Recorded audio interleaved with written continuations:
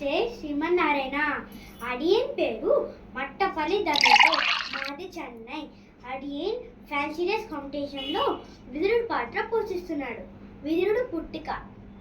పూర్వం మాండవ్య మహర్షి అడవిలో తన ఆశ్రమంలో తపస్సు చేస్తూ ఉండగా కొందరు దొంగలు రాజుగారింట దొంగతనం చేసిన వస్తువులు మాండవ్య ముని ఆశ్రమంలో దాచారు. ఆ రాజు భటులు దొంగల కోసం వెతుకుతూ ముని దగ్గరికి వచ్చారు. దొంగలు ఎటువైపు వచ్చారా అని అడిగినప్పుడు ఆ మునికి తెలీదు, తన ఆశ్రమంలోనే ఉన్నారని. దొంగలు ఇటువైపు రాలేదు అని చెప్తారు. ఆ భటుడు నమ్మక లోపలికి వచ్చి ఆ దొంగలని ఆ నగలని తీసుకువెళ్తారు. అలాగే ఈ ముని కూడా వీళ్ళకు ఒక్కడే అని రాజుగారి దగ్గరికి తీసుకువెళ్తారు. ఈ రాజు వారికి కొత్త శిక్ష అంటే శూలం భూమిలోకి గుచ్చి కొమ్ము మీద దోషుల్ని కూర్చోబెట్టారు. ఆ శిక్ష దొంగలకి మునికి వేస్తే దొంగలందరూ చనిపోయారు. కానీ మాండవ్య మనిషి మటుకు బతికే ఉన్నారు.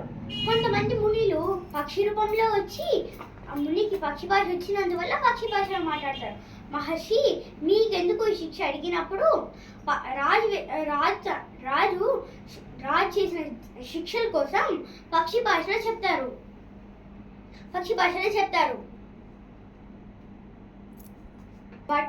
భటులు రాజుగారి దగ్గరికి వెళ్ళి, ఈ ముని మామూలు ముని కాదు, ఈ ముని పక్షితో కూడా మాట్లాడుతున్నారు అని చెప్తారు. అప్పుడు ఆ రాజుగారు ముని దగ్గరికి వచ్చి క్షమాపణ అడుగుతారు. అప్పుడే శూలం క్రమంగా తలదాకా గుచ్చుకుంటుంది. సగం ముక్క తీయించి క్షమాపణ అడుగుతారు. అప్పుడే శరీరంలో ఉండగానే సగం ముక్క వీపు దాకా ఉంటుంది. సగం ముక్క తీయించి యముడి దగ్గరికి వెళ్తారు. రాజు తన ధర్మాన్ని నిరక్తిస్తాడు.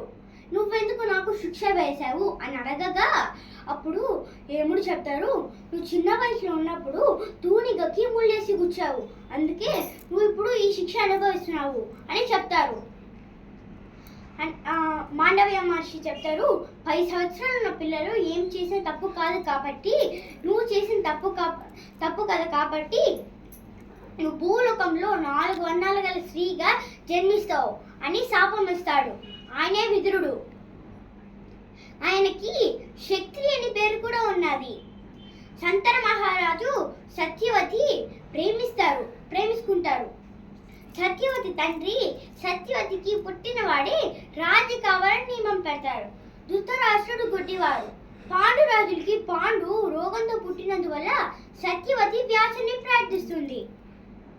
అంబికాని వ్యాసుని దగ్గరికి వెళ్ళమంటే అంబిక వెళ్ళకుండా తన దాసిని వ్యాసుని దగ్గరికి వెళ్ళమని పంపిస్తుంది. వ్యాసుడు దాసికి పుట్టినవాడే విదురుడు. దాసి పుత్రుడు కావడం వల్ల రాజు అర్హత లేకపోవడం వల్ల ధృతరాష్ట్రుడు వారిని మంత్రిగా నియమించారు. విదురుడికి సులభతో వివాహం అవుతుంది. విదురుడు ధర్మజ్ఞుడు, జ్ఞాని. పాండవులకి లక్క ఇంటిని తయారు చేసింది విదురుడే. ద్రౌపది వస్త్రాభరణం కౌరవుల దగ్గర ఇది తప్పు అని చెప్పింది విదురుడు ఒక్కరే. అందుకే దుర్యోధనుడికి విదురుడు అంటే కోపం. సాక్షాత్తు ద్రోణాచార్యులు, భీష్ముల వారు విదురుడికి శాస్త్రీయ విద్యలు శిక్షణ ఇస్తారు. సాక్షాత్తు రాయబాణంకి వెళ్ళినప్పుడు శ్రీకృష్ణుడు విదురుడు ఇంటి దగ్గర దిగుతారు. అప్పుడు విదురుడు ఇచ్చిన అంటి తొక్కని తింటారు కదా. ధర్మరాజు రాజయ్యాక ధృతరాష్ట్ర అడిగి వెళ్తే అలాగే విదురుడు కూడా వెళ్తారు. కొన్నాళ్ళ తర్వాత ధర్మరాజు అడవికి వెళ్తే అక్కడ విదురుడు చనిపోయిన శరీరం కనిపిస్తుంది. అప్పుడు వారిని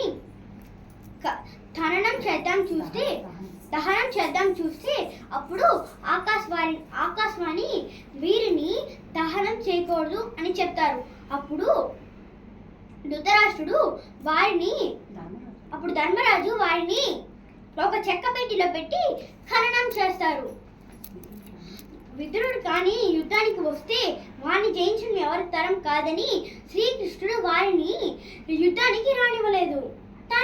థ్యాంక్ యూ. ధన్యవాదాలు. ఈ అవ- ఈ ఈ ఈ అవకాశం ఇచ్చిన దానికి కాంతి మంచి గోష్ఠికి ధన్యవాదాలు.